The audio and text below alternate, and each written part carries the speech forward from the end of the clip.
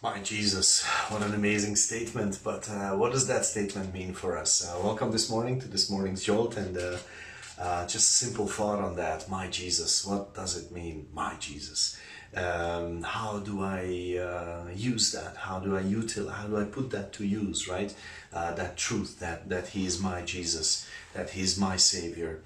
Well, one of the things that I need to see and understand is that because of Jesus's work, I have been reconciled to God. This is Jesus' work for you and me. We have been reconciled to God. Now that may be a big word for early morning, but it just means that peace has been restored towards, like to God, like we have been made acceptable to Him again.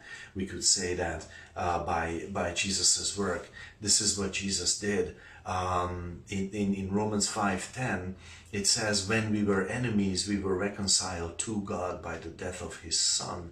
Now, you could say, and someone, especially if they are not a believer, they could say, oh, I don't hate God. I don't need to be reconciled. I don't have a problem with Him. I just don't care.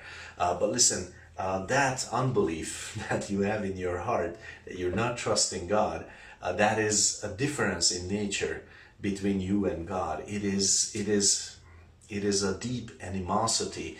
It is a deep disagreement. Yes, maybe we could say it that way. It is a deep disagreement between you and God and who He is, between who you are and who He is. And God would like to fix that. He would like to fix that by you trusting Him and coming to Him. And this is what Jesus did for us. He has reconciled us to God. He has made us acceptable to God.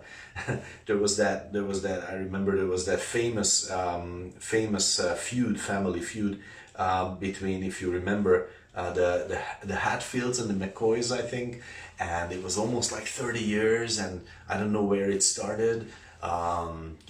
If maybe a pig wandered over, or like half an acre of land was mine and you took it, or whatever it was, but it was an implacable animosity between the two families, and like about 30 people died altogether. The revenge killings between it, terrible stuff. And then could that be changed? And then it did change, actually, over time. But it's interesting for us to think about this, because you are not, in no way are you an enemy towards God. Like in God's eyes, He is at peace with you. Okay, He is at peace with you. Jesus did this beautiful work, and in that beautiful work, you have been reconciled to Him. And let me just read it. 2 Corinthians 5:18 is another verse for this. And all things are of God, who has reconciled us to Himself by Jesus Christ, and has given us the ministry of reconciliation.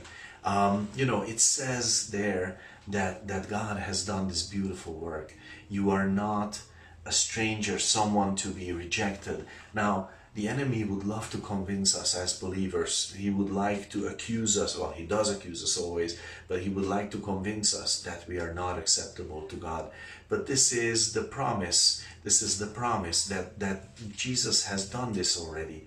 And therefore, and that's actually what I read in Romans 5:10 in the beginning, if we were reconciled to God by the death of His Son, then much more being reconciled, we shall be saved by His life. The enemy cannot take us away from God. He cannot turn God's heart against us, because it is clearly done by Christ's work.